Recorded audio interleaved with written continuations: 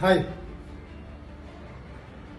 ఈ డ్రగ్స్ రావు గారు చేసిన ఘనకార్యాలు చూడండి ఒకసారి. ఈ వీడియో చూసిన తర్వాత మాట్లాడదాం. ఇక్కడ ఆటో యూనియన్ సోదరులందరూ చేరుతున్నారు పార్టీలో అంటే నేను అనుకున్నా మరి ఆటోలో ప్రయాణం చేసి కష్టాల్లో ఉన్న మా ఆటో అన్నదమ్ములకి సంఘీభావం చెప్పడానికి మీకు మద్దతు చెప్పనీకే రాష్ట్ర ప్రభుత్వం దున్నపోతు నిద్ర ఏదైతే పోతున్నదో వాళ్ళను మేల్కొల్పడానికి నేను కూడా ఆటోలో ఎక్కి ఇక్కడ దాకా వస్తా అని చెప్పి బయలుదేరిన.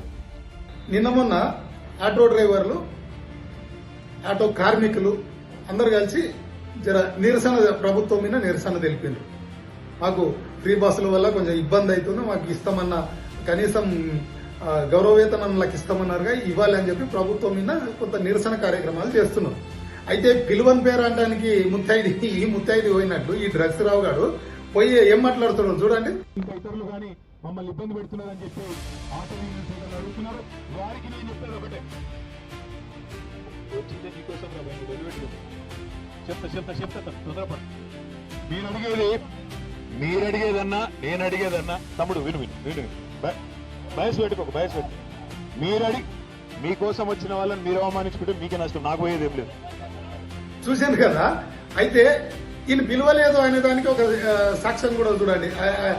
ఆటో కార్మికుడు మాట్లాడుతున్నాడు, ఈ వీడియో కూడా చూడండి. మేము కేటీఆర్ ఎక్కడికి ఆహ్వానించలేదు, మేము కేటీఆర్ రావాలని చెప్పేసి ఎక్కడ పిలవలేదు. అతనే స్వయంగా వస్తున్నట్టు ప్రకటించుకున్నాడు, మేము ఆహ్వానం పలకలేదు.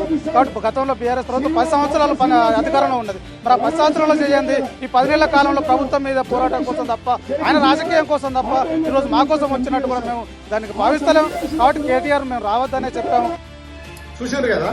అరే దగులు బాజోడా, నిన్ను పిలువని పేరు అంటానికి నువ్వు ఎందుకు పోయినవరా, పోయి ఎందుకు పరుగు తీసుకున్నావురా అంటే ప్రభుత్వం మీద విమర్శలు చేయాలని అత్యుత్సాహంతో పోయినావు. అక్కడ కార్మికుడు ఏమంటున్నాడా, అసలు నేను పిలువలేని దరిద్రుడా, నువ్వు ఎందుకు వచ్చినావు, 10 ఏళ్ల నుంచి నువ్వు పీకింది ఏం లేదు మాకు అని మాట్లాడుతున్నాడు.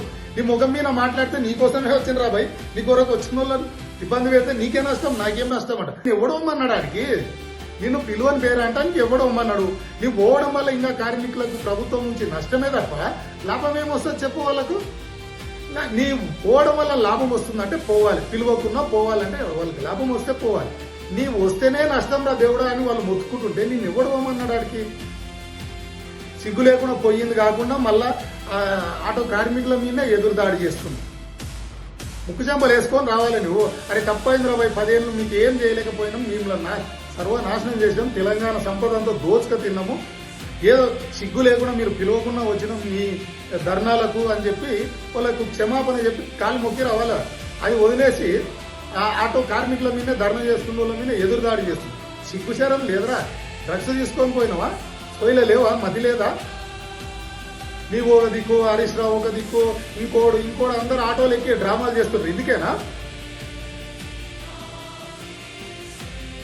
1500-2000 చేసుకునేది, 1500-2000 చేసుకునేది. అప్పుడు బీఆర్ఎస్ కేసీఆర్ సార్ అన్నప్పుడు రేవంత్ రెడ్డి వచ్చిన తర్వాత మహాలక్ష్మి పథకం పెట్టిండు, మమ్మల్ని ఆదాయం తీసుకోలేదు. ఇంతకుముందు ఉమ్మడి ఆంధ్రప్రదేశ్ ఉన్నప్పుడు కూడా ఎవరు పట్టించుకోలేదు. మా కేసీఆర్ సార్ వచ్చిన తర్వాత మాకు ఆటో ట్యాక్సీ మాఫీ చేసి. కేసీఆర్ పాలన ఎట్లుండే, ఇప్పుడు ఎట్లుంది? కేసీఆర్ సార్ ఉన్నప్పుడు అంత మంచిగానే ఉండేది. ఏమేమి మంచిగా ఉండే? మంచిగా ఉండే అంటే మా ఆటోలకే మంచిగానే ఉండే, కొంచెం బతకడానికి కొంచెం అవగాహన ఉండే. ఆటో కార్మికులు కూడా అంటారు రే మిమ్మల్ని, ఇంకా 1-2 సార్లు చూస్తారు, భరించారు ఇంకా మిమ్మల్ని. మీటర్ వేసి కొడతారు రా. డ్రగ్స్ లో బంద్ చేసుకోండి ఈ పిచ్చి పిచ్చి నాటకాలన్నీ. జూబ్లీహిల్స్ ఎలక్షన్లు వచ్చేటోళ్ళకి అందరూ ఆటో కార్మికులు, సినీ కార్మికులు, ప్రజలు అందరూ గుర్తుకొచ్చేది మొగోళ్ళకు. ఈ పార్టీ కాకుండా ఈ కథ కాకుండా బట్టవాజి ముచ్చట్లు చెప్పుకుంటా, బద్మాషి పనులు చేసుకుంటా ఏమ్రా డ్రగ్స్ రావు బంద్ చేసుకో. ఈ చిల్లర రాజకీయాలు బంద్ చేసుకో. జూబ్లీహిల్స్ లో గెలిచేది నవీన్ యాదవే, కాంగ్రెస్ అభ్యర్థి. కాంగ్రెస్ జెండా జూబ్లీహిల్స్ లో ఎగురుతుంది. నవీన్ యాదవ్ భారీ మెజార్టీతో గెలుస్తున్నాడు. ఇది 100% ఖాయం, రాసి పెట్టుకో. బంద్ చేసుకో, డ్రగ్స్ తీసుకొని పండుగపో. సో ఇది తప్పిన థ్యాంక్ యూ.